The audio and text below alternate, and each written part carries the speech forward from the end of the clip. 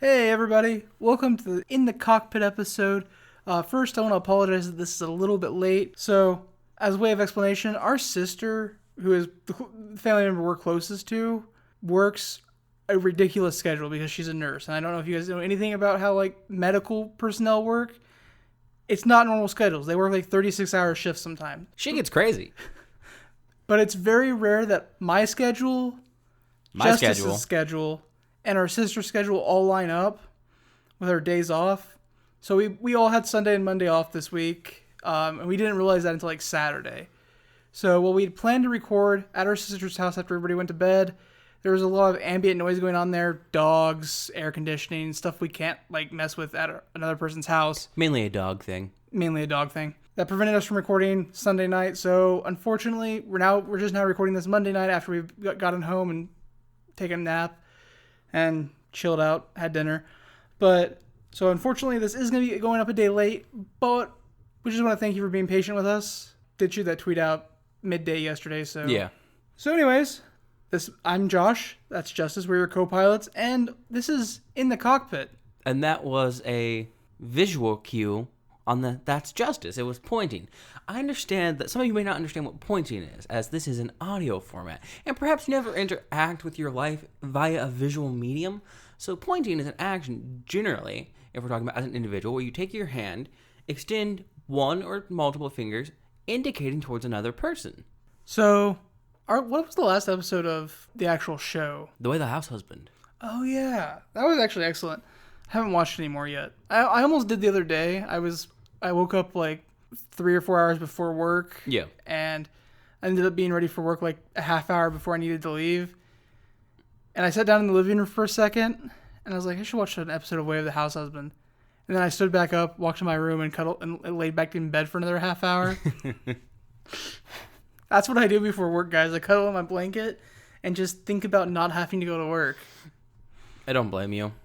Yeah, that sounds like the correct way to approach work. So, Way of the House Husband was the last one. Before that, we watched something. I know what it was. It's Nobody's Looking, right? Nobody's Looking. Yeah, I knew Looking or Watching was in the title, and Nobody's Looking, which was, God, that show. I know we talked about it in the episode, but such a good premise. It had potential, and then it was bad. And the trailer had the potential of being a comedy, and then in the show it had the potential of being a good thriller, and it fucked both of those up. It's like the trailer was cut by somebody who had watched the show, realized it didn't actually have a genre. Yeah. And was like, how can we sell this to the most people? It actually reminds me a lot of how Hell's Kitchen cuts their next times on. Because okay, so this season of Hell's Kitchen, Young Guns, everybody's under the age of 23 or some shit. A really weird gimmick for a show that once experienced chefs, but whatever. Yeah. We've had one next time on Hell's Kitchen where it made this guy out to be really sexist and shit because he got moved to the girls team, and the way he was I don't care if you guys are girls or not. I'm not gonna take shit from anybody. The way they cut it in the trailer for the next episode made it seem just insanely sexist. Yeah. And then there was another one where they made it seem like somebody had purposely sabotaged a person's dish during service, not during a competition, but during service, which not the case, never happened.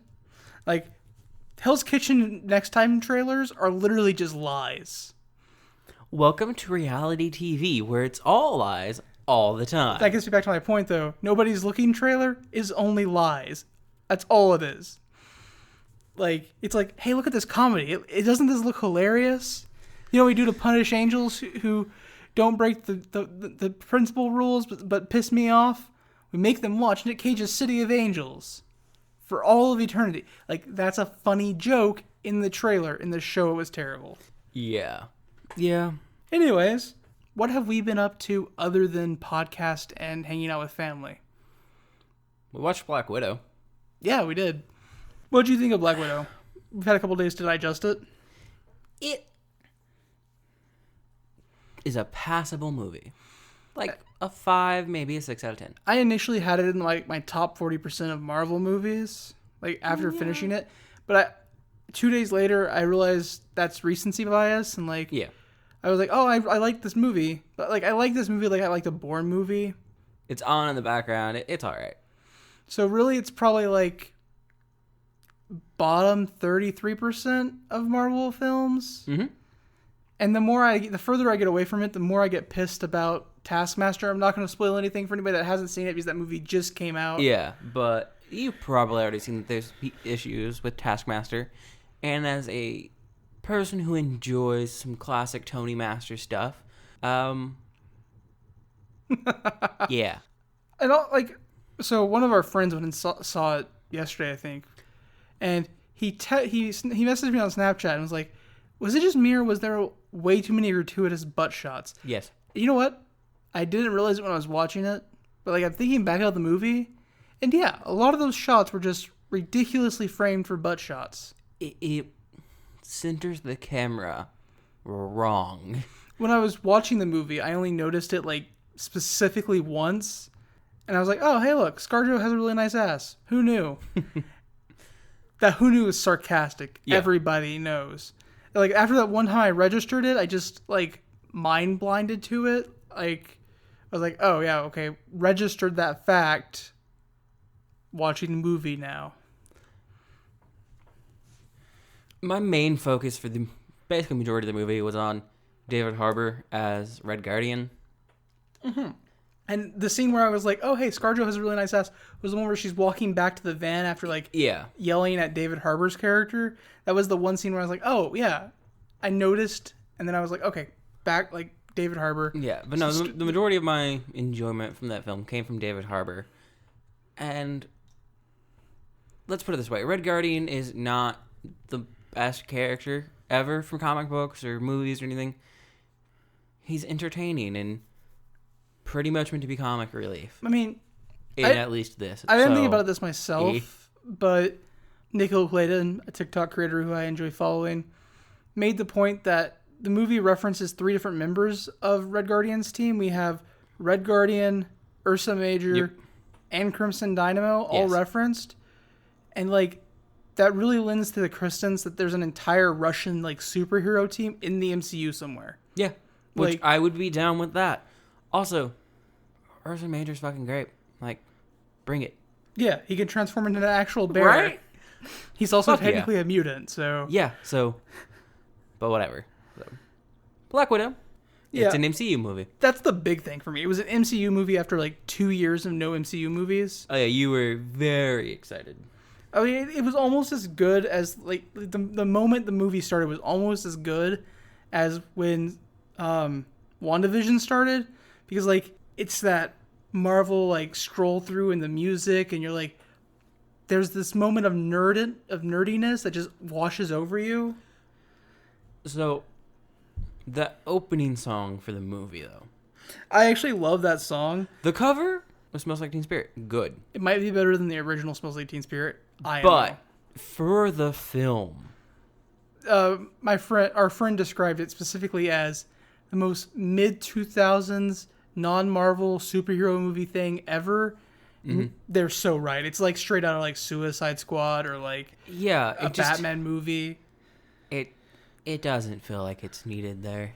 It just feels like a waste. Yes. Also, what's with this whole having to open like superhero movies with a song now? Like a cover of a popular song? Why are we opening superhero movies with those now?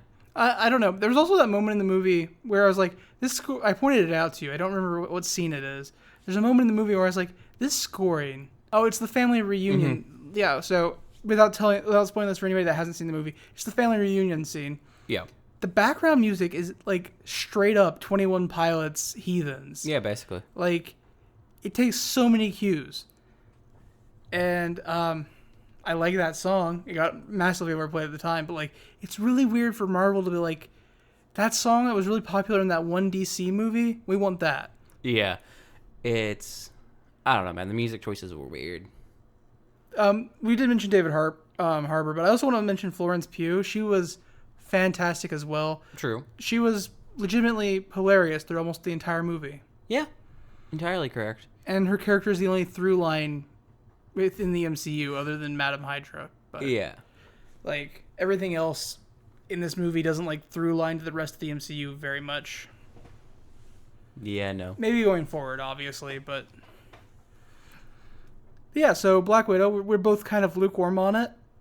It's nice that it's a Marvel film after 2 years of no Marvel films, but we got better Marvel movies coming. Doctor Strange, baby. Multiverse of Madness, Spider-Man No Way Home, maybe The Immortals, which I'm intrigued by.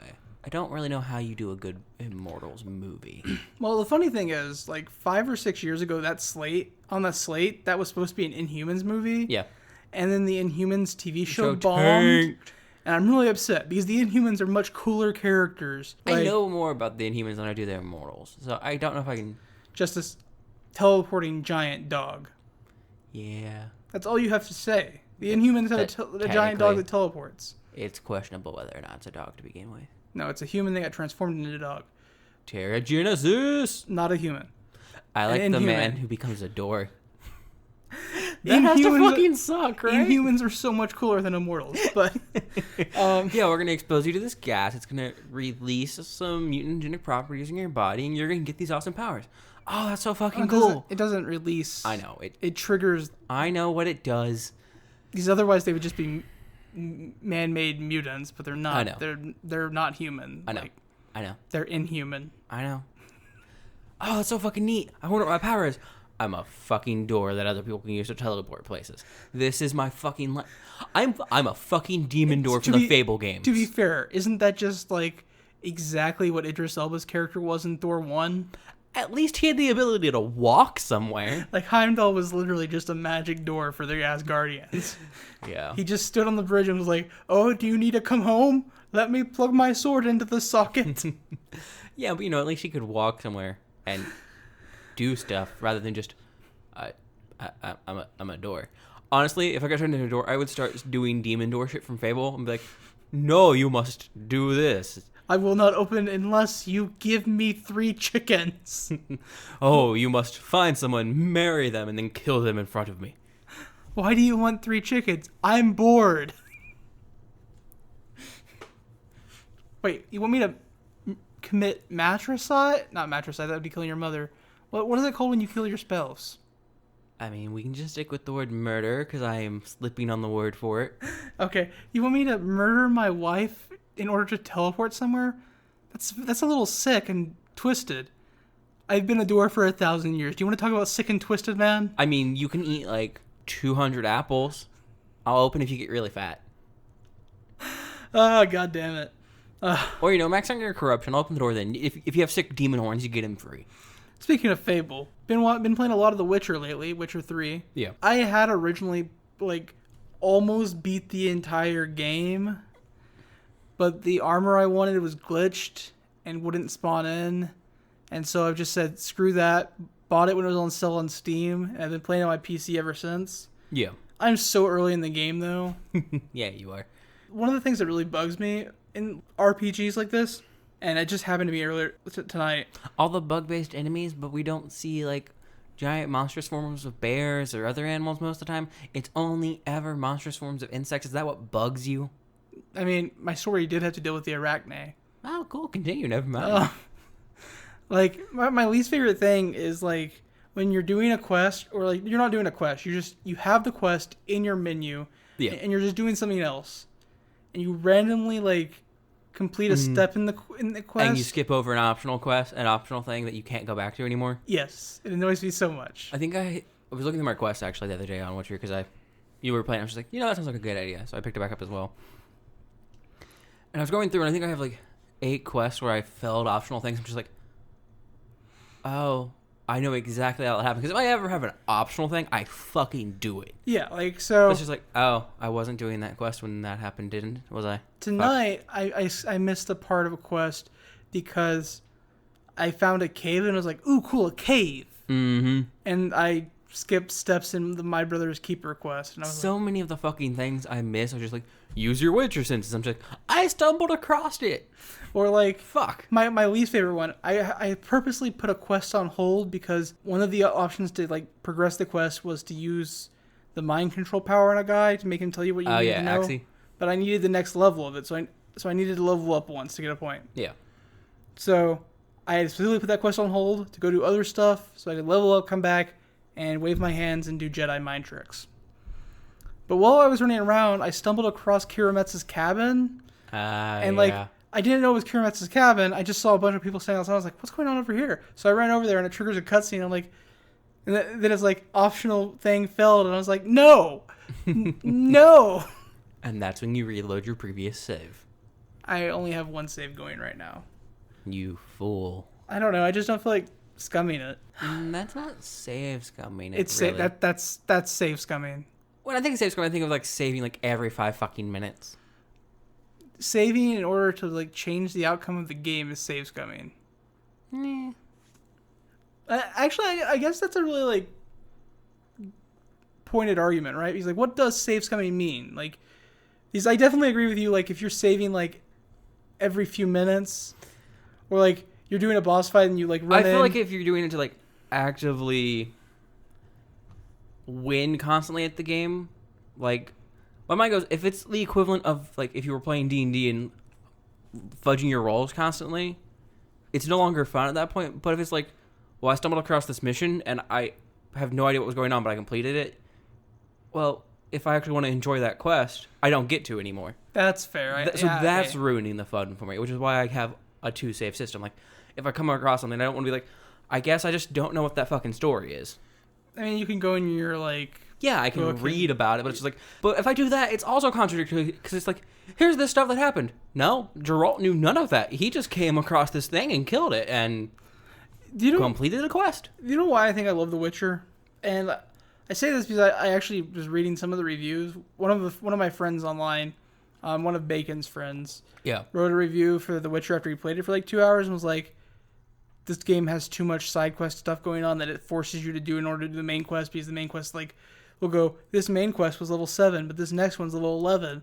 So if you don't like do side quests, you're gonna fall back and fall under leveled. You just murder monsters, or you start the quest anyways and you level up after like one step of it. But like, I get what he's saying. Like, the game tries to push you into side quests. Yeah. And like, I love that. But yes, the thing I love most about The Witcher is that so many choices are so like obviously ambiguous. Like, there's not a right or wrong answer. Like, earlier I was doing a contract, Beast in the Woodlands, which, for anybody who hasn't played The Witcher 3, you speak to a military general, and he's like, we're gonna call him Dave. You speak to Dave, and he's like, my routes keep getting cut off because there's something in the woods attacking my troops and stuff, and I need to hire a witcher to take care of whatever beast is in the woods doing it. So you go hunt it down, and it turns out it's not beasts, it's elves. Yep. But the army in question that you're working for this contract, in a previous war, recently in Elven history, but... So Danians, right? The Redanians, yeah. Tortured the elves and, like, murdered a large swath of them. So these elves are kind of like guerrilla military. But in order to talk with them, you first have to give up your weapons, which seems suicidal as a witcher, because everyone hates you forever. I just punch everything to death if I have to. And then then when you finally get to talk to them, your options for advancing the gameplay is you can be like, cool, I'll forget I ever saw anything. You're not monsters. It's not my job to kill you, which definitely true. That's definitely a Witcher thing. But your other option isn't, I'm going to kill you all. Your other option is you're just bandits. That's all you are right now. Like, and personally, that's how I would see them. They're bandits. Like, even if they're right in their cause, they are just bandits right now. True. But if you tell them that, it doesn't let you choose more dialogue. They're like, oh, okay, we're going to kill you. That's true. But I also don't like the Redanians, so I'm cool with them getting fucked over some. So anyways, I told them they were bandits, and then I had to melt them all with fire because I didn't have any weapons. I always kind of forget I have more powers than Quinn. Yeah, no, like, Quinn, like, so my brain is like, I have Quinn, and I have Yrden. Because Quinn is my armor, and Yrden prevents ghosts from, like, teleporting away from me. Those are the two powers I have. Oh, and then I can light torches if the button prompt says I can. Yeah. Which is a great game, guys. It's old now. Yeah. It's getting more DLC, though, soon. It is getting more DLC, which is insane. Like, it's almost like CD Projekt Red did really, really well with the game, and people loved it, and they're not as pleased with the more recent game from them. I think it has more to do with how successful I know. Netflix's Witcher series is. I know. I was just saying some things about Project Red. Speaking of, The Witcher Season 2 releases December 17th, so we have some time. Yeah. Other than The Witcher, what's been going on? I still want Zach McGowan to be. You know, that's my biggest complaint of the entire series. And, like, I get that Henry Cavill is part of the reason why the show exists. Like, yeah. Henry Cavill quarterback The Witcher, like Ryan Reynolds quarterback Deadpool. They wouldn't exist without the actors putting the work in. Google Zach McGowan and tell me he doesn't fucking, like, look like Geralt. You can't tell me that because it's a fucking lie. Zach McGowan is a perfect Geralt. Yeah, very much so. The only thing he lacks is the height. So? That's the only thing, and I don't even fucking care about that. That has never mattered in movies or television ever. I know Tom Cruise still has a career.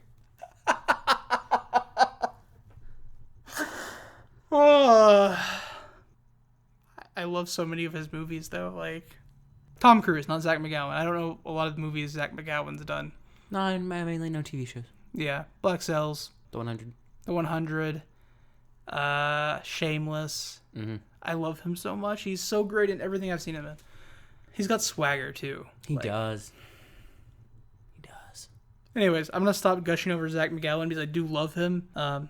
If you haven't watched Black Sails, that's probably Zach McGowan's best role I've ever seen him in. Mm-hmm. He plays Captain Charles Vane. Captain Vane is honestly the coolest fucking pirate in the series. Actually, just fucking watch Black Sails. Yeah. Black Sails is great. If you haven't seen it, watch it. Pirates are badass. Pirate history is cool. A show that does a fairly accurate portrayal of pirates. Watch it. It's fun. So, I just want to talk about Black Sails for a second. I like pirates, okay? I do too. I love pirates. But I just want to talk about Black Sails for a second because as the show was progressing, I was like, oh, hey, that's a cool little reference to, like, Treasure Island or whatnot. Mm-hmm. Like, one of the characters ends up calling himself Long John Silver, and I was like, oh, that's funny. Turns out the entire series is just a prequel to Treasure Island. Which I tried to tell you from, like, season 1. I'm like, I'm pretty sure this is just, like, a prequel to Treasure Island. You're like, no, they're just making references. I'm like, that guy's name is Billy Bones. He's Long John Silver. And you're like, they're just references. And I'm like, no, it has to be a fucking prequel to it. That series finale really got me there. I was like, Justice was right this entire time. They talked about it in interviews before. You just refuse to fucking watch the behind-the-scenes shit. I don't like watching behind-the-scenes shit until you finish the entire series, I know. Yeah. So if you like Treasure Island or Treasure Planet, because that's Treasure Planet's the fucking way to go. Because that's Treasure Island in space. Watch Black Sails. It was very good. Honestly, I was very hesitant about Black Sails because the executive producer is Michael Bay. That's who it is. Oh, yeah. And I expected a lot more, like... Explosions and, like, giant set-piece fights. And there are giant set-piece fights. But they're well done. But everything in this movie is so good. Like, Michael Bay's... in this show. Everything Michael Bay's done before this does not, like, credit Black Sails. Like... Mm-mm. And I think it's because normally he's a director and Black Sails he's an EP. Yeah. He was kind of just like, I'll help push to get this made, but I'm not behind the camera. Oh, hey, Logic told me he finally started watching Money Heist. Yeah? He was questioning why I thought it was so good, and my heart is broken. Why is it so good? Character development, really. Inner character relationships, the drama behind... Like, Money Heist feels like a 9-player role-playing game with 8 players and a GM. Mm-hmm. And, like, with all this stuff going on in the background, the characters are still hella good role players and, like, building character stuff. Like, because, like, in a lot of shows or movies, they wouldn't care about these tiny, like, little ties between the characters and, like, what makes this work. It would be more about the heist. Yeah. But Money Heist, despite being a heist show and having heist in the name, gives so much time to, like, the relationships and the character development. And does it have heist in the name? In the English name, which is a very terrible name, and I hate it. Yeah. La Casa de Papel. It's easy to say. We didn't need to change it for English-speaking people. I mean, I still know people that mispronounce the word queso.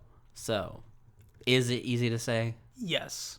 Just because some people are stupid doesn't mean that that the words La Casa de Papel are hard to say. It's only the person that's saying it looking stupid. Like, that's fine. Yeah, no. I don't know why we needed a pretty poor English name for it. Like, the name is not even catching. It's the type of shit I see and I'm just like, I must scroll past that. That Money Heist as a name sounds super, super generic. And honestly, I don't know why I started watching it. Like, the name alone should have, like, just pushed me away. I think Netflix has an original movie called Coin Heist where they rob a treasure, not a treasury. I think a coin factory where they make coins, so a mint factory. The U.S. Mint. I honestly don't know, but if so, that just sounds like they were like. I think they create imperfect quarters. That way they can sell those because they'll be worth more, and then they scrap the mold. But also, why would you try to steal quarters when they weigh more and you're trying to steal so fucking much? Coins have a higher value than misprinted bills. Yes, but they make so many that when they pick it up, it's that flaw in like heist things for movies. Where it's just like that bag of money, that duffel bag of money that they just filled up, they can't carry. Oh yeah. Except that tote they filled with quarters. No one's fucking moving it. You're not even picking it up off the ground. You're going to stare at it and be like, oh, why did we do that? That was dumb. So, you know we haven't really talked about so much in the last couple of months? The anime we're watching. Most of what we were watching is over now. Yes. We still got My Hero Academia cranking out episodes because it's a double season like always. Yep. But everything else is basically done now. I think Iruma might have more. I can't tell. Let's start there. Welcome to Demon School Iruma-kun. This is season 2. Yes. We talked about it season 1 when we watched season 1, but the short run of it is this is an isekai because that's all they make nowadays. Isekai and sports, that's all they make. I just need a sports isekai. God, I would be down. But it's a nice, enjoyable isekai in that the kid doesn't like just suddenly get teleported to a different world. His parents still him to a demon. Yeah. But the demon was just wanting a grandchild, and so raises... Because all of his friends of the same age all have grandchildren and dote on them. He always loses in, like, the time when they just spend talking about how great their grandkids are. He's like, I don't have one. So he just bought one from some humans. And dotes on his human, like, a favorite dog or something. Anyways, the show features that human attending a demon school for demons. And demons eat people. And he has to pretend to be a human. The show is very great. He has to pretend to not be a human. Sorry, yeah, he has to pretend to be a demon. As a human, pretending to be a human, I would know something about that. That's called acting. He would still get eaten. But it's about a human pretending to be a demon at a school for demons. And it's hilarious, and that's just the end of it. Like, it's kind of what the Disgaea anime should have been instead of, shit. Yeah. Welcome to Demon School Iruma-kun. Could have just been a Disgaea anime. Honest to God. The art style and everything fits. Even the lore of the world fits. And the comedy. So, yeah. If you like Disgaea, which I love Disgaea, Welcome to Demon School Iruma-kun is for you.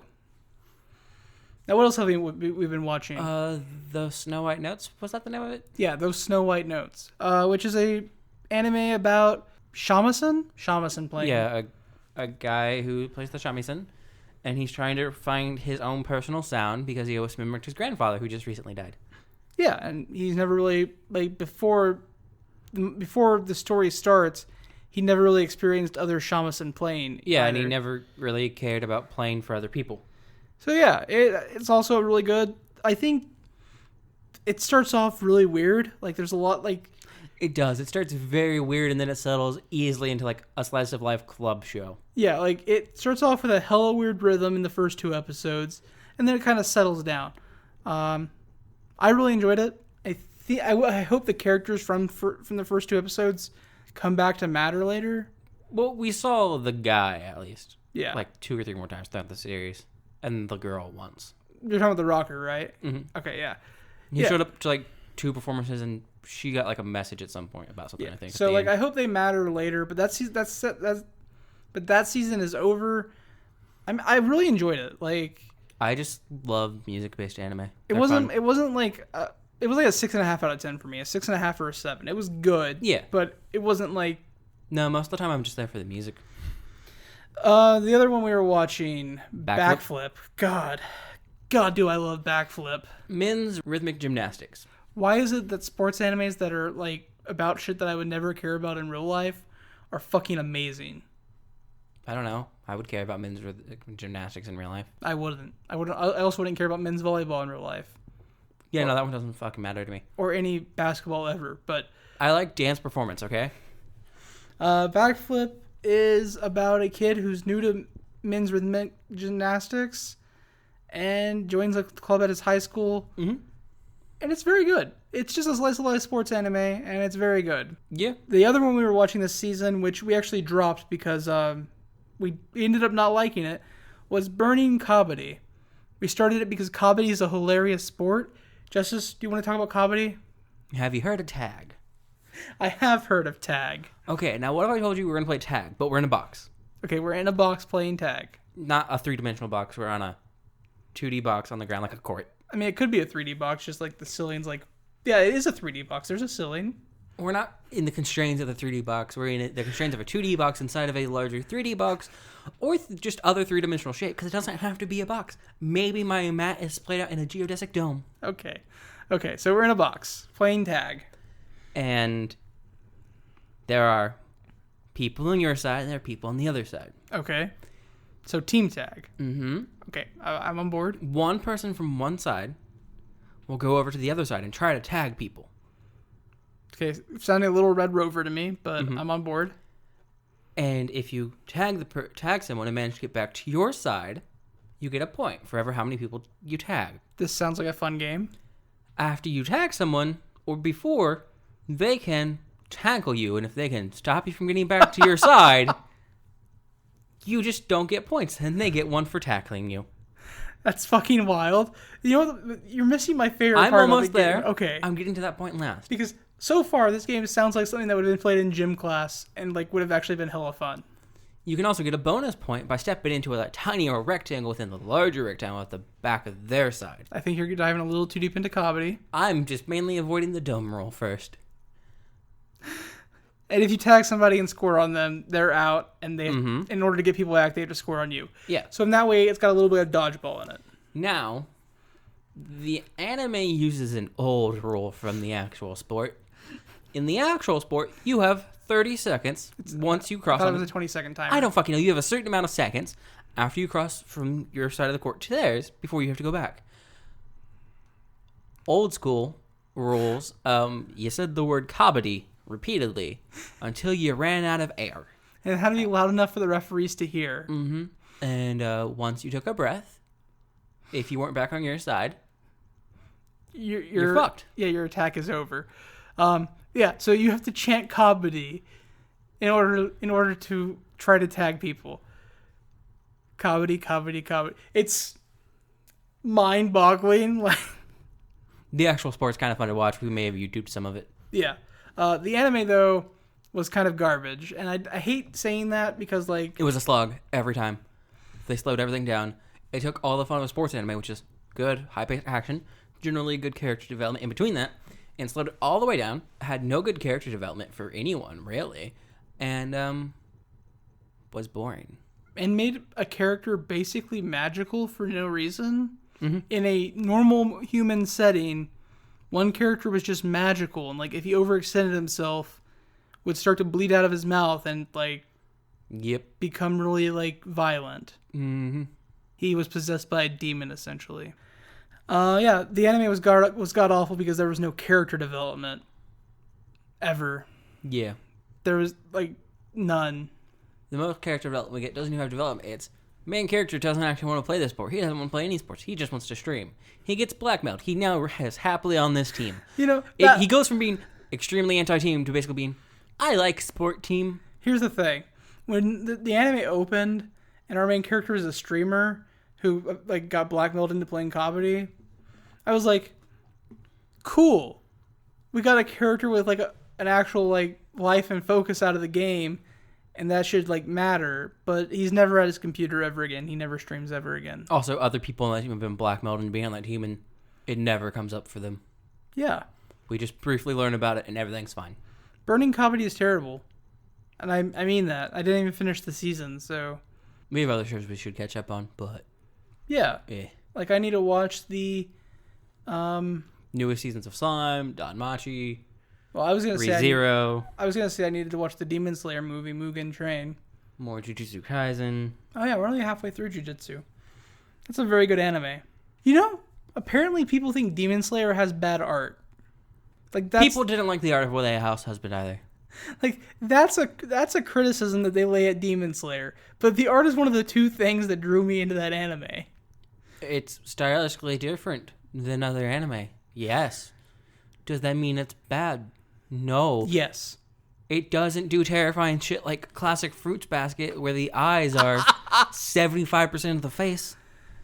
And people still loved that so much. It got a reboot, which the remake was equivocally still just the original, but with updated art. Yeah. Fucking hell, dude. I don't know. Like, people will, like, watch Legends of the Galaxy, shit like that. I don't know what that is. Or Galaxy Express or Old Gundam and shit. It's just like, man, this art's so bad. I'm just like, it's from a different time or it's a different style. Is the show still good? Well, yeah, other than the art, then fuck off.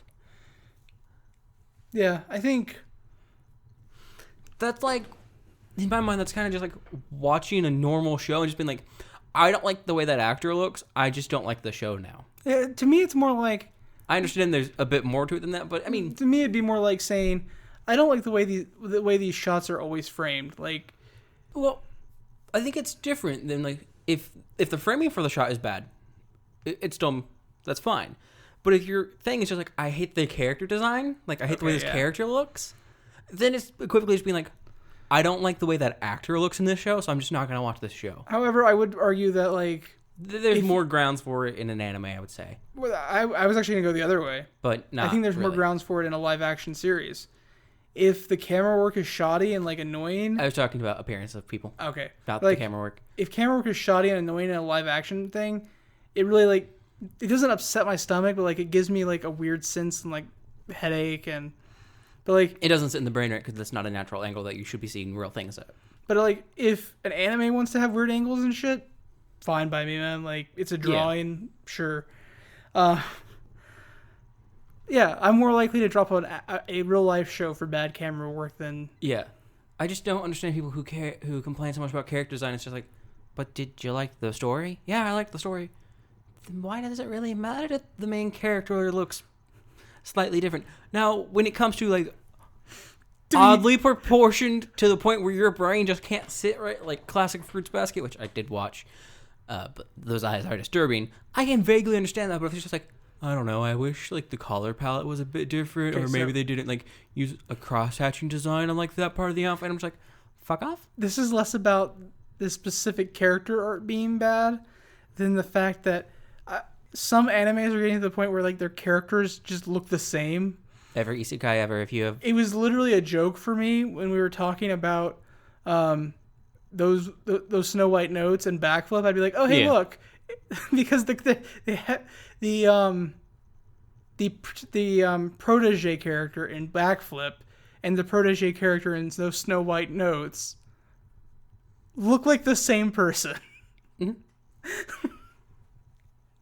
Snow White note, his hair is just slightly longer. I think he's slightly taller in Backflip as well. Backflip, he's slightly taller. Snow White notes, his hair is slightly longer. Only difference. But like, they look exactly the same. And like, I swear to God, there was times you would start those Snow White notes and I'd be like, are we watching Backflip? No. Because like, it would just be the character like walking down the hall. I'd be like, is it Backflip? Yeah. Yeah, no, 100%. It's because we're not watching shonen, so you don't have protagonist shonen hair. That's what's confusing you. No, shonen hair is important because it makes it easy to tell the difference between characters. I will stand and die on that hill. Vegeta and Goku are easily recognizable because Vegeta is short and Goku has weird hair. My favorite instances of shonen hair in anime ever, though, are always when it's just like, only your protagonist has shonen hair and everyone else has normal hair, and it's just, no one calls him out on it. You mean like Yu-Gi-Oh?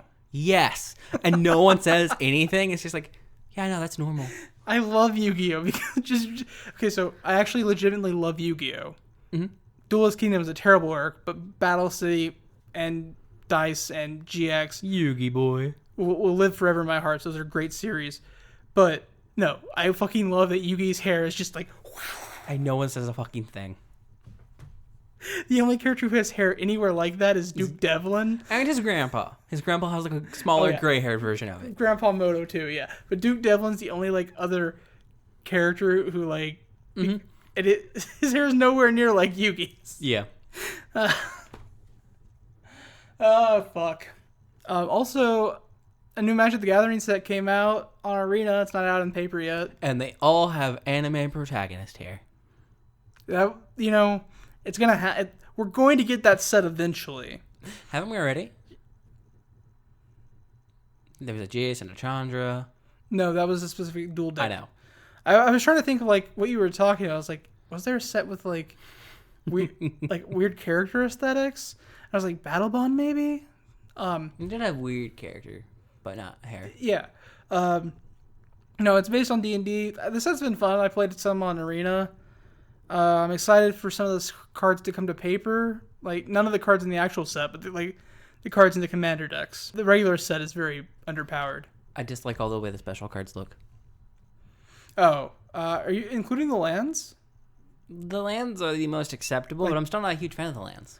I don't like the lands as Magic cards because, like, they don't look like Magic cards. I don't like any of the special arts for stuff. But I'm fine with the, like, legendary characters and stuff with, like, and the monsters with, like, their D&D, like, monster block stat or artwork thing. I don't like it.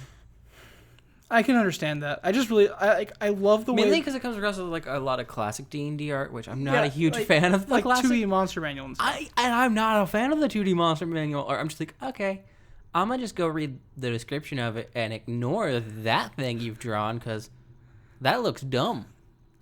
I realize you're talking about a cloaker and it's just inherently dumb, but the art's also dumb. Man, cloakers are awesome. I love trap monsters. No, they're dumb, but in a fun way. I love trap monsters so much that I defend the ice cream Pokemon in Pokemon because they're trap monsters. Only if it eats you does it count as a trap monster. I mean, technically speaking, they eat the people they kill. They just don't say that in the Pokédex.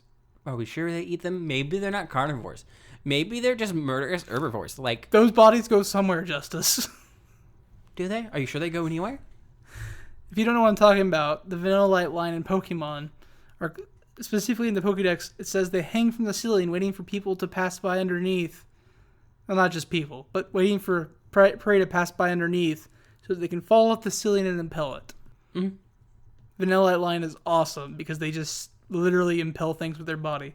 But yeah, no, like what I was saying, the land series are like they all like module books for like D&D campaigns. Yep. And I really like the art for those. I think the module, like the D&D modules for the lands look really cool, but they look terrible as Magic cards. Yes, everything they do for all the special cards just look terrible as cards. I don't have anything necessarily against them as they are, but they look terrible for Magic cards.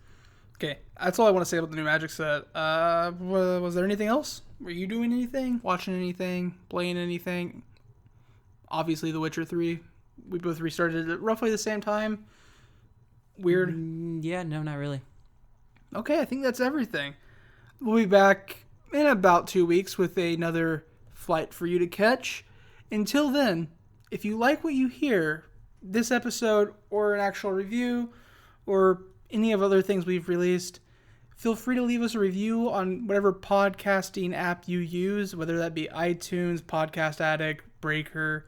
Or not even on an app, just on a wall somewhere. In a bathroom stall. In the middle of a essay you're writing for any homework. Just take a break in the middle, fill in a review in the middle of the essay, and then continue from where you left off. Forget what I said about a bathroom stall. That one. On your SAT essay, just put in like a section about how you love co-pilots. But I don't want it to have any continuity with the rest of what you're writing. I want you to stop like mid-sentence of what you were writing, write this review, and then just pick right back up where you were. Stop what you're doing, page break, review, page break, pick up. Mm-hmm. Don't do that. That would ruin... Just don't do that. Like maybe on a paper you're turning in. That'd be funny. On an SAT or an ACT or something. Not something you paid money to take a test of. Yeah, that. But yeah, leave us a review somewhere. If you leave it somewhere we can find, we'll probably read it on the podcast at some point. Unless that's somewhere you left it for us to find as a stall somewhere. Or it's a site we just don't realize exists. That's true too. Otherwise, if you want to contact us directly, there is a myriad of options for that. You can find all the options on our website, copilotsreview.simplecast.com. But individually, you can also reach us at copilotsreview on Twitter.